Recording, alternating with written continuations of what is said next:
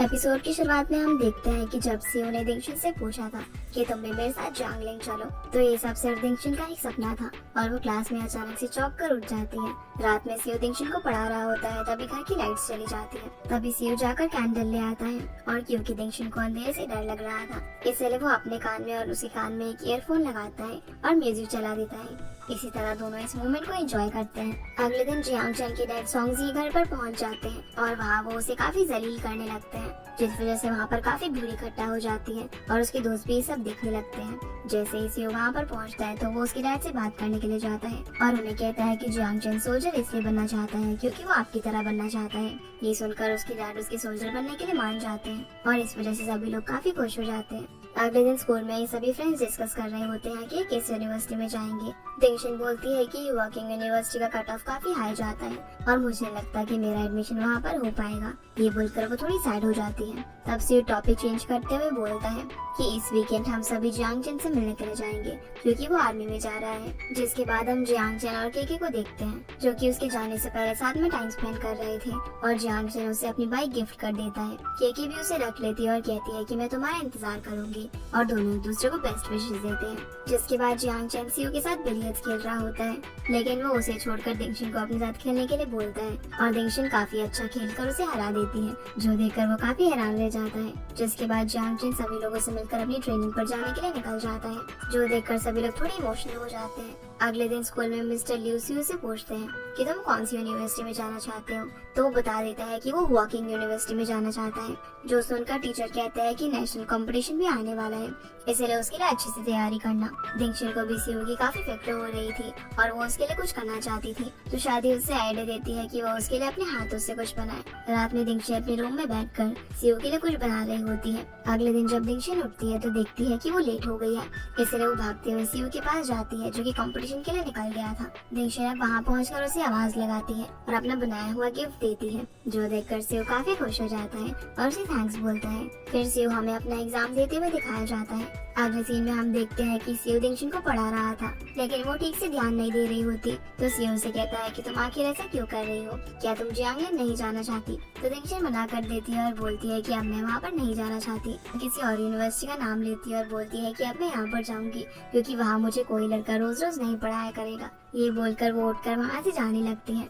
तब सीओ इसे मनाने की कोशिश करता है, लेकिन दिंगशन हंस देती है, जिससे वो समझ जाता है कि वो उसे बेवकूफ बना रही है और यहाँ ये दोनों मस्ती करने लगते हैं। तभी दिंगशन को उसकी मदर का कॉल आता है, जो उसे बताती है कि फैमिली में कुछ प्रॉब्लम हो गई है, इसलिए तुम्हें भी हमारे साथ यहाँ पर होम टाउन आना होगा। दिंगशन जब अपने होम टाउन पहुँचती है तो उसे पता चलता है कि उसकी ग्रैंडमदर की डेथ हो गई है, जिस वजह से उसकी फैमिली काफी दुखी होती है, स्पेशली उसके डैड। जिसके बाद हम सीओ की मदर को देखते हैं, जो कि उसके फादर से झगड़ा कर रही थी क्योंकि वो स्प्रिंग फेस्टिवल पर भी कहीं जा रहे थे। उसके फादर कहते हैं कि मुझे बहुत जरूरी काम है, इसलिए तुम्हें मुझ पर ट्रस्ट करना चाहिए, पर उसकी मॉम उन पर शक कर रही थी। तभी सीओ अपने रूम से बाहर आता है, जहाँ अपने फादर को खड़ा हुआ देखते हैं, तो वो उनसे पूछता है कि आप अभी तक गए क्यों नहीं, तो उसके फादर उसे उसका और उसकी मॉम का ध्यान रखने का बोलकर चले जाते हैं। अब हम फिर से दिंगशन को देखते हैं, जो डिनर के लिए अपने पापा को बुलाने के लिए आती है, लेकिन वो अभी भी काफी सैड थे, तो दिंगशन उन्हें समझाती है कि जो कुछ भी हुआ हम उस सबको बदल नहीं सकते, लेकिन हम इसे एक्सेप्ट जरूर कर सकते हैं। वहीं सीओ अपने रूम में जाकर दिंगशन को कॉल करता है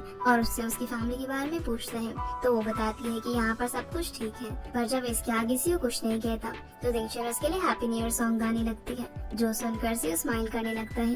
दिंगशन उससे पूछती है कि अब उसका मूड कैसा है, जो सुनकर वो थोड़ा हैरान हो जाता है कि इसे कैसे पता कि मेरा मूड खराब है। तो दिंगशन उसे कहती है कि मैं इतने समय से तुम्हारी डेस्कमेट हूँ और मैं तुम्हारी आवाज सुनकर ही तुम्हारे एक्सप्रेशन को इमेजिन कर सकती हूँ। तभी फायरवर्क्स होना शुरू हो जाते हैं और दोनों अपनी अपनी विंडो से फायरवर्क्स देखने लगते हैं और एक दूसरे को हैप्पी न्यू ईयर विश करते हैं। जिसके बाद स्कूल में मिस्टर लिू सभी को बताते हैं कि सीओ कंपटीशन में फर्स्ट आया है। सीओ अब दिंगशन को वापस से सीट एक्सचेंज करने के लिए बोलता है और कहता है कि उसने मिस्टर लिू से इसके लिए परमिशन ले ली है, जो सुनकर वो सभी खुश हो जाते हैं। दिंगशन उससे पूछती है कि आखिर तुमने सीट एक्सचेंज क्यों करना चाहते थे। वो उसे बताता है कि तुम और मैं टर्म की शुरू से ही डेस्कमेट है और अगर आखिर तक हम लोग डेस्कमेट ना रहते तो मुझे अच्छा नहीं लगता, जो सुनकर दिंगशन खुश हो जाती है और पूछती है कि तुम तो काफी ब्राइट स्टूडेंट हो और मैं एक एवरेज स्टूडेंट हूँ, तो क्या तुम्हारे पास ऐसी कोई ट्रिक है जिससे मेरे भी अच्छे मार्क्स आ जाए। सीओ कहता है कि मेरे पास ऐसी कोई टेक्निक नहीं है और फिर वो उसे एग्जाम प्रिपरेशन के लिए शेड्यूल निकाल कर देता है, जो कि उसने दिंगशन के लिए ही बनाया था। ये देखकर वो काफी खुश हो जाती है। जिसके बाद मिस्टर लियू क्लास में आते हैं और रिजल्ट्स अनाउंस करते हैं, जहां वो दिंगशुन की काफी तारीफ करते हैं और बोलते हैं कि उसके रिजल्ट्स काफी इम्प्रूव हुए हैं। ये सुनकर दिंगशुन के फ्रेंड्स भी उसके लिए काफी खुश होते हैं। जिसके बाद हम इन सभी को एग्जाम्स के लिए काफी कड़ी मेहनत करते हुए देखते हैं। इसी तरह एग्जाम का दिन भी आ जाता है, जहाँ पर हम दिंगशुन को एग्जाम हॉल में देखते हैं, पर एग्जाम पेपर देखते ही वो काफी नर्वस हो जाती है और एग्जाम ठीक से नहीं कर पाती। सीओ उसके एग्जाम सेंटर के बाहर उसे लेने के लिए आया हुआ था, जिसे देखकर दिंगशुन काफी खुश हो जाती है। सीओ अब उसे साथ में कहीं बाहर चलने के लिए बोलता है, पर दिंगशुन उसे कहती है कि मैं तुम्हारे साथ नहीं बल्कि शादी के साथ जाना चाहती हूँ, क्योंकि हम दोनों को मिलकर काफी सारी गर्ल्स टॉक करनी है। अगले सीन में हम दिंगशुन और शादी को एक साथ देखते हैं, जहाँ वो एक जगह बैठकर ड्रिंक कर रहे थे। ड्रिंक करते करते दिंगशुन काफी अपसेट हो जाती है और बताती है कि उसके एग्जाम्स बिल्कुल भी अच्छे नहीं गए, क्योंकि एग्जाम पेपर देखते ही उसका दिमाग एकदम ब्लैंक हो गया और वो कुछ भी ठीक से नहीं लिख पाई। शादी उसे बताती है कि मेरे साथ भी कुछ ऐसा ही हुआ है। दिंगशुन रोने लगती है और कहती है कि मैंने सीओ के साथ रहने के लिए काफी मेहनत की थी, लेकिन अब शायद मैं उसके साथ जियांगलिंग नहीं जा पाऊंगी, क्योंकि मेरे मार्क्स अच्छे नहीं आएंगे। शादी अब उसे ऐसी बातें करने से मना करती है और उसे बेवकूफ बोलती है। तो दिंगशुन उसे कहती है कि तुम भी बेवकूफ हो, क्योंकि तुम सॉन्ग्जी को लाइक करते हो, लेकिन अभी तक तुमने अपनी फीलिंग्स कन्फेस नहीं की। इसके बाद ये दोनों गाना गाते हैं और फिर दोबारा एक दूसरे के गले लगकर रोने लग जाते हैं। फिर जब ये दोनों यहाँ से घर जा रही थी, तब दिंगशुन ने काफी ड्रंक किए होने की वजह से वो एक ट्रैश कैन को सीओ समझकर उसकी गले लग जाती है। तभी वहाँ पर सीओ भी आ जाता है, जो कि उसे अपने साथ ले जाने लगता है और सॉन्ग्स शादी को अपने साथ ले जाने लगता है। रास्ते में दिंगशुन सीओ से कहती है कि मैं तुम्हारे साथ नहीं चलना चाहती, क्योंकि तुम काफी तेज चलते हो। तब सीओ से कहता है कि फिलहाल तो तुम मुझसे ज्यादा तेज चल रही हो, जो सुनकर दिंगशुन वहीं पर बैठ जाती है। सीओ अब उसे उठाने लगता है और बोलता है कि हमने वादा किया था कि हम सब कुछ एक साथ फेस करेंगे। ये बोलकर वो उसे अपनी पीठ पर बैठा लेता है। दूसरी तरफ हम शादी को देखते हैं, जिसे सॉन्ग से जबरदस्ती पानी पिला रहा होता है। शादी बोलती है कि हम दोनों बचपन से ही एक साथ रहे हैं और अब हम अलग होने वाले हैं, तो तुम मेरे बगैर कैसे रहोगे। सॉन्ग बोलता है कि ये सब तो ठीक है, लेकिन अब मैं तुम्हें तंग नहीं कर पाऊंगा, इसलिए मैं थोड़ा दुखी हूँ। शादी अब रोते हुए बोलती है कि तुम कितने बेवकूफ हो, क्या तुम्हें दिख नहीं रहा कि मैं तुम्हें लाइक करती हूँ। सॉन्ग से बोलता है कि तुम तो हर वक्त मुझे मारती रहती हो, तो फिर अब भला तुम ये सब क्यों कर रही हो। शादी उससे पूछती है कि क्या तुम मुझे लाइक नहीं करते, तो वो कहता है कि मैं तो हमेशा तुम्हारे साथ ही रहता हूँ, तो मैं तुम्हें नहीं तो भला किसे लाइक करूंगा। जो सुनकर वो खुश हो जाती है, और क्योंकि अभी दोनों एक लॉन्ग डिस्टेंस रिलेशनशिप में आने वाले थे, तो शादी उसे बोलती है कि तुम मेरे कॉल्स और मैसेजेस को कभी भी इग्नोर नहीं करोगे और महीने में एक बार कम से कम मुझसे मिलने के लिए आओगे। जिस पर वो मान जाता है और उसे किस कर देता है। अब रिजल्ट्स का दिन भी आ जाता है और जब दिंगशुन अपने रिजल्ट चेक करती है तो वो रोने लगती है, क्योंकि उसके मार्क्स कम आए थे और अब वो सीओ के साथ जियांगलिंग नहीं जा सकती थी। अगले दिन उसकी मॉम उसे किसी दूसरी यूनिवर्सिटी में एडमिशन लेने के लिए बोलती है, लेकिन दिंगशुन मना कर देती है। तो दिंगशुन बोलती है कि वो एक साल फिर से स्कूल जाना चाहती है, ताकि वो अपने रिजल्ट्स को इम्प्रूव कर सके और किसी अच्छी यूनिवर्सिटी में एडमिशन ले। उसकी मदर उसे डांटते हुए कहती है कि तुम भला ऐसा क्यों करना चाहती हो, जब तुम्हें अपने कॉलेज में एडमिशन मिल जाएगा तो। पर दिंगशुन अपनी जिद पर अड़ जाती है और कहती है कि ये मेरी लाइफ है, तो आप प्लीज मुझे मेरा डिसीजन खुद लेने दीजिए। ये बोलकर वो यहाँ से गुस्से में चली जाती है और उसकी मॉम भी रोने लगती है। जिसके बाद हम देखते हैं कि सीओ वक्त से पहले जियांगलिंग मूव हो रहा था, क्योंकि उसके फादर के साथ कुछ प्रॉब्लम हो गई थी, इसीलिए उसकी मॉम उसे जल्दी वहाँ पर चलने को बोलती है। पर तभी सीओ को दिंगशुन का मैसेज आता है, इसीलिए वो उससे मिलने के लिए चला जाता है, जहाँ दिंगशुन उसे अपने डिसीजन के बारे में बताती है। जो सुनकर सीओ पहले तो हैरान हो जाता है। दिंगशुन उसे बोलती है कि तुम मेरा हुआ की यूनिवर्सिटी में वेट करना, जिसके लिए सीओ मान जाता है। यहाँ सीओ भी उसे बताता है कि वो जल्दी ही जियांगलिंग जाने वाले हैं। जो सुनकर दिंगशुन कहती है कि मैं तुम्हें काफी मिस करूंगी। जाने से पहले सीओ उसे अपना बनाया हुआ रोबोट देता है, तो दिंगशुन उसका नाम अप्रैल रखती है। दिंगशुन अब अपनी डायरी में लिखती है कि मुझे इस समर का दिन हमेशा याद रहेगा, जब मैंने सभी को गुड बाय कहा था और मेरा पास भी मुझे गुड बाय बोल रहा था और मुझे इस सबको फेस पर स्माइल रखते हुए फेस करना था। अगले सीन में हम दिंगशुन को उसकी फैमिली के साथ ब्रेकफास्ट करता हुआ देखते हैं, जहाँ उसके फादर कहते हैं कि इस बार तुम मिस्टर वैंग की क्लास ज्वाइन करना, क्योंकि वो काफी अच्छा पढ़ाते हैं। जिस पर दिंगशुन भी उनकी बात मान जाती है। दिंगशुन अब फिर से अपनी डायरी लिखती है। दूसरी तरफ हम सीओ को देखते हैं, जो कि यूनिवर्सिटी में प्रोफेसर ई से जाकर मिलता है, जहाँ प्रोफेसर भी उसे पहचान लेते हैं और बताते हैं कि तुम्हारे फादर और मैं काफी अच्छे दोस्त हैं। फिर सीओ उनसे पूछता है कि आखिर मेरे फादर को क्या हुआ है। वहीं हम दिंगशुन को देखते हैं, जिसे उसकी टीचर कहते हैं कि अगर तुम्हें वॉकिंग यूनिवर्सिटी जाना है तो तुम्हें बाकी लोगों से कुछ ज्यादा मेहनत करनी होगी, जिसके लिए दिंगशुन भी हाँ बोलती है। अब सीन फिर से सीओ और उसकी फैमिली पर आता है, जहाँ उसके फादर को किसी की तरफ से एक लेटर आता है और वो फोन पर बात करने के लिए चले जाते हैं। और यहाँ हम देखते हैं कि सीओ को प्रोफेसर ई से पता चला था कि उसके फादर पर पेपर लीक करवाने का इल्जाम है, इसीलिए उन पर इन्वेस्टिगेशन चल रही है। सीयू अब अपने फादर के पास जाता है, जिनसे उनकी तबीयत के बारे में पूछता है। तो वो बोलते हैं कि वो बिल्कुल ठीक है। फिर सीयू उन्हें बताता है कि वो प्रोफेसर ये से मिला था और उसे सब कुछ पता चल गया है, इसीलिए उन्हें डरने की कोई जरूरत नहीं है क्योंकि उसे उन पर पूरा यकीन है। तब उसके फादर उससे सॉरी बोलते हैं क्योंकि उनकी वजह से उसे और उसकी मॉम को ये सारी परेशानी झेलनी पड़ रही थी। पर सीयू उन्हें ऐसे सोचने से मना कर देता है। जिसके बाद हम दिंगशिन को देखते हैं जो कि अपने रिजल्ट चेक कर रही थी। तभी उसे सीयू का कॉल आता है जो उससे उसके रिजल्ट के बारे में पूछता है। तो वो बताती है कि उसका रिजल्ट काफी अच्छा है और टीचर ने उसे कहा है कि उसकी वॉकिंग यूनिवर्सिटी जाने के काफी चांसेस हैं। अब उससे बात करते हुए सीयू को लगता है कि वो काफी थकी हुई है, इसलिए वो उसे सोने का बोलता है। अगले सीन में हम देखते हैं कि दिंगशिन अपने घर वालों के साथ बैठकर लंच कर रही थी, जहाँ उसकी मदर उसके छोटे भाई को डांटती है क्योंकि वो पूरी रात भर गेम्स खेल रहा था और वो उसे भी दिंगशिन की तरह मेहनत करने के लिए बोलती है। दिंगशिन अब थोड़ा सा खाना खाकर वापस अपने रूम में पढ़ाई करने के लिए चली जाती है, जो देखकर उसकी मॉम को उसके लिए काफी फिक्र होने लगती है क्योंकि वो सारा दिन कमरे में बैठकर पढ़ाई किया करती थी। तो वो उसके फादर से उसे बात करने को बोलती है ताकि वो अपनी मेंटल कंडीशन का भी ध्यान दे, पर उसके फादर तो उसकी मदर को ही खुद जाकर बात करने को बोलते हैं। तभी उसका भाई बोल पड़ता है कि दिंगशिन एक लड़की की बात जरूर सुनती है। इसके बाद जब दिंगशिन अपने रूम में बैठकर पढ़ाई कर रही थी तभी दरवाजा नॉक होता है। हम देखते हैं कि वो बोकोंग है, जिसके बारे में उसका भाई बात कर रहा था। दिंगशिन अब उससे बात करने के लिए बाहर जाती है। बोकोंग उससे कहता है कि 1 साल फिर से स्कूल में गुजारना कोई आसान बात नहीं है। तो दिंगशिन बोलती है कि लोग इससे भी हार्ड जिंदगी गुजार रहे हैं। मेरी क्लास में एक लड़की है जो कि पिछले 3 साल से अपनी ड्रीम यूनिवर्सिटी में जाने की कोशिश कर रही है, लेकिन हर साल उसकी परफॉर्मेंस और बेकार होती जा रही है। बोकोंग उसे कहता है कि अगर तुम चाहो तो ये सब रोक सकती हो, कोई भी तुम्हें इसके लिए ब्लेम नहीं करेगा।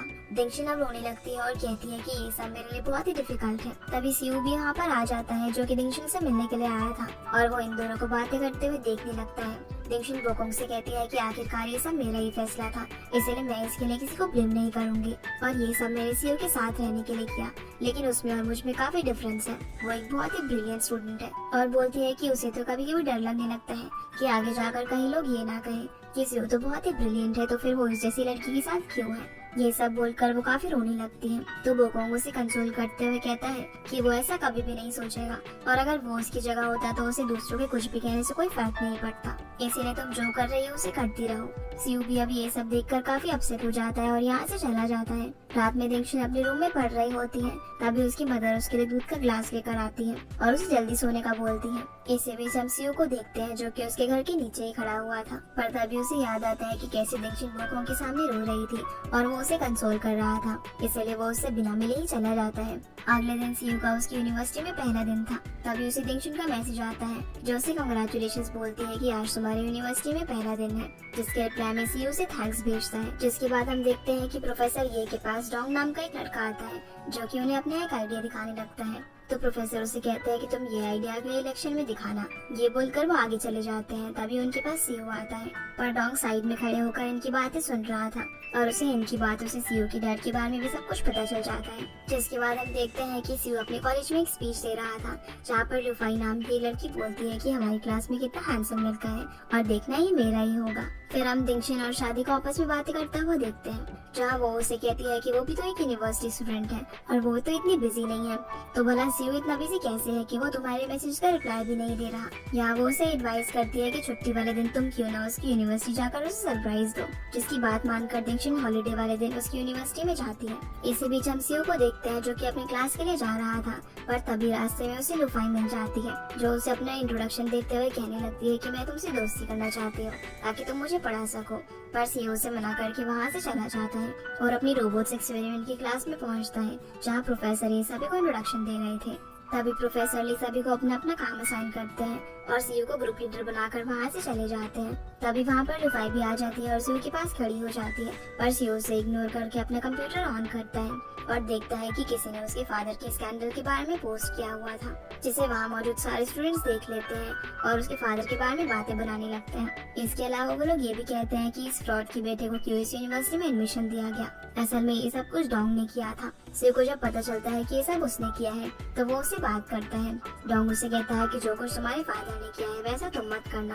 ये सुनकर उसे काफी गुस्सा आता है और वो उसे पंच मार देता है, जहाँ लुफाई भी इन दोनों के बीच में आने की वजह से धक्का लगने से गिर जाती है। अब उसके पैर में हल्की चोट लग गई थी, इसीलिए ना चाहते हुए भी सीयू को उसे कैंपस क्लिनिक में ले जाना पड़ता है, जहाँ से जाता हुआ उसे दिंगशिन देख लेती है और ये सोचकर कि सीयू मूव ऑन कर चुका है अपसेट होकर यहाँ से चली जाती है। दिंगशिन जब वापस आ रही होती है तो वो रोते रोते सीयू को टेक्स्ट करती है कि उसे अब बहुत हार्ड वर्क करना है, इसीलिए अब वो एक दूसरे से कांटेक्ट नहीं करेंगे। दीक्षित अब घर जाकर अपनी डायरी में लिखते हुए बोलती है कि 1 साल और स्कूल में बिताने का फैसला था ही कुछ ऐसा कि हम दोनों का रिश्ता अब ज्यादा मजबूत नहीं रहा और मैं ये भूल ही गई थी कि तुम तो अब अपनी नई जिंदगी शुरू कर चुके हो। फिर हम सीओ और दीक्षित को अपनी अपनी पढ़ाई में काफी मेहनत करते हुए देखते हैं और इसी तरह थोड़ा समय बीत जाता है। एक दिन दीक्षित पढ़ाई करते करते रेडियो पर सुन रही होती है कि हम दिसंबर साल 2012 में पहुंच गए हैं और प्रेडिक्शन की आज से आज दुनिया का आखिरी दिन है। तो आपको क्या लगता है कि आज क्या होगा? और उसे याद आता है कि जब वो सीयू के साथ 2012 मूवी देखकर आई थी, जहाँ सीयू ने उसे कहा था कि 2012 में अगर दुनिया खत्म होगी तो शायद वैसा ही कुछ हुआ है जैसा मूवी में दिखाया गया है। पर दीक्षित बोलती है कि अगर ऐसा कुछ होगा तो मैं चाहती हूँ कि उस दिन फायरवर्क्स करके मैं सब चीजों को फेस करूँ। तभी दीक्षित की खिड़की के बाहर फायरवर्क्स होने लगते हैं, इसीलिए अब फायरवर्क्स देखकर उसे समझ आता है कि ये सब सीयू कर रहा है। इसलिए वो भागते हुए एक जगह पर जाती है, लेकिन वहाँ उसे सीयू की जगह सिर्फ उसका बैच मिलता है और सीयू के इस एक्ट से वो समझ गई थी कि वो उसे अभी भी प्यार करता है। इसलिए वो मन ही मन बोलती है कि वॉकिंग यूनिवर्सिटी में मेरा इंतजार करना। जिसके बाद हम देखते हैं कि काफी मेहनत करने के बाद आखिरकार वो दिन आ ही जाता है जब दीक्षित का वॉकिंग यूनिवर्सिटी में एडमिशन हो जाता है। और फिर से हम वही सीन देखते हैं जो कि हमने पहले एपिसोड की शुरुआत में देखा था। दीक्षित अब बॉयज डॉम में घुसने की कोशिश करती है, लेकिन जब वो इसमें नाकामयाब रहती है तब वो डॉम के बाहर खड़ी होकर सीयू को आवाज लगाने लगती है, जो देखकर स्टूडेंट्स वहाँ इकट्ठे हो जाते हैं और उसकी वीडियो बनाने लगते हैं। जब ये वीडियो सीयू के पास पहुँचती है तब वो भागते हुए दीक्षित के पास जाने के लिए निकल जाता है और सोचने लगता है कि जो सीक्रेट मैंने अपने दिल में इतने समय से दबा कर रखा था वो अचानक से मेरे सामने आ गया है। सीयू अब वहाँ पहुँचकर दीक्षित को आवाज देता है और उसे अपने साथ कहीं ले जाकर बात करने लगता है, जहाँ दीक्षित उसे बोलती है कि मैंने तुम्हें इतने सारे कॉल्स और मैसेजेस किए लेकिन तुमने मुझे जवाब नहीं दिया। तो सीयू उसे बोलता है कि मैंने अपना नंबर चेंज कर लिया है। दीक्षित अब यहाँ पर उसे बोल देती है कि मैं तुम्हें लाइक करती हूँ। सीयू बोलता है कि मैं अभी किसी भी रिलेशनशिप में नहीं आना चाहता और अब काफी लेट हो गया है, इसलिए तुम भी जाकर आराम करो और फ्यूचर के लिए अच्छे से मेहनत करना और मेरे पास कभी वापस मत आना। ये बोलकर वो जाने लगता है, पर दीक्षित उसे रोक लेती है और बोलती है कि हमने वॉकिंग यूनिवर्सिटी साथ में आने का प्रॉमिस किया था, इसीलिए मैंने अपना प्रॉमिस पूरा किया। मैंने तुम्हें फॉलो करने के लिए काफी हार्ड वर्क किया है, इसलिए मैं बस यही जानना चाहती हूँ कि क्या तुम भी मुझसे कभी प्यार करते थे। सीयू कहता है कि भला इस बात से अब क्या फर्क पड़ता है, अब हमारी लाइफ अलग हो चुकी है। तब दीक्षित उसे वही रोबोट देती है जो कि सीयू ने बिछड़ने से पहले उसे दिया था और उसे बोलती है कि क्या तुम्हें मेरा सीक्रेट याद है। पर सीयू ये बोलकर चला जाता है कि वो लेट हो रहा है और दीक्षित वहीं पर बैठकर रोने लगती है। जिसके बाद हम सीयू को एक हॉस्पिटल में जाता हुआ देखते हैं, जहाँ वो काउंटर पर जाकर पूछता है कि क्या ये बिल पे हो चुका है। तो नर्स उसे मना करती है और बोलती है कि आप इसे जल्दी से पे कर दीजिए तो अच्छा होगा। जो सुनकर सीयू थोड़ा अपसेट हो जाता है और यहाँ हमें फ्लैशबैक के थ्रू दिखाया जाता है कि जब सीयू दीक्षित के लिए फायरवर्क्स जलाने के लिए आया था तभी उसे उसकी मदर का कॉल आता है, जो उसे बताती है कि अचानक से उसके फादर की तबीयत खराब हो गई है, इसीलिए उसे जल्दी से वहाँ से निकल जाता है और उसका बैच वहीं पर गिर जाता है। फिर सीयू मन ही मन बोलता है कि वो तो अभी अपनी फैमिली को प्रोटेक्ट करने के लायक भी नहीं है, तो फिर वो दीक्षित को क्या प्रोटेक्ट करेगा। फिर हम दीक्षित को देखते हैं जो कि अपने रूम में आती है, जहाँ वो अपनी रूममेट से मिलती है, जिनमें से एक का नाम वेन था और दूसरी का जिया, और वो उसे आज के इंसिडेंट की वजह से पहले से ही जानते थे। तभी ये लोग रोबोट कंपटीशन के बारे में बात करने लगते हैं और वेन कहती है कि या तो इस कंपटीशन को सीयू जीतेगा या फिर डॉम। तो दीक्षित बोलती है कि वो भी इस कंपटीशन को देखने के लिए चलेगी। फिर हम सीयू को उसके रूम में देखते हैं, जहाँ वो उसी रोबोट को देख रहा था जिसके अंदर उसे एक पेपर मिलता है जिसमें दीक्षित की वेबसाइट का पासवर्ड लिखा हुआ था। सीयू जब उसे रीड करता है तो वो रोने लगता है। फिर हमें रोबोट कंपटीशन का सीन दिखाया जाता है, जहाँ पर डोंग उस कंपटीशन को जीत जाता है। फांग सीयू से कहता है कि अगर तुम इस कंपटीशन के लिए थोड़ी और मेहनत करते तो तुम ही जीतते, पर सीयू उसे वहाँ से लेकर चला जाता है। अब दीक्षित डोंग के पास जाती है ताकि वो उससे सीयू का फोन नंबर ले सके। तो डोंग उसे कहता है कि तुम गलत इंसान के पास आई हो, क्योंकि हम दोनों क्लासमेट्स तो हैं, लेकिन इसका मतलब ये नहीं कि हम दोनों दोस्त हैं। ये बोलकर वो यहाँ से चला जाता है। जिसके बाद दीक्षित कैंपस में घूम रही होती है, तभी वो सीयू को लूफाई के साथ देखती है, जहाँ वो उसे डिनर में इनवाइट करती है, लेकिन सीयू उसे मना करके वहाँ से चला जाता है। अब उसके बारे में जानने के लिए दीक्षित लूफाई के पास आती है, पर लूफाई उसके हाथ में एनिमेशन क्लब ज्वाइन करने का पैम्पलेट थमा देती है और दीक्षित भी उसे ये सोचकर ज्वाइन कर लेती है कि शायद वो सीयू से मिल पाएगी। अब दीक्षित अपने रूम में बैठकर शादी से बात कर रही होती है। शादी उसे बताती है कि काफी दिन हो गए मेरी सॉन्ग से लड़ाई चल रही है। तो वो उसे बोलती है कि वो सीयू से पूछे कि सॉन्ग से कहाँ पर है और वो मेरे साथ ऐसा क्यों कर रहा है। तो दीक्षित उसे कहती है कि अभी तो मुझे भी नहीं पता कि मैं सीयू से बात कर भी पाऊंगी या फिर नहीं।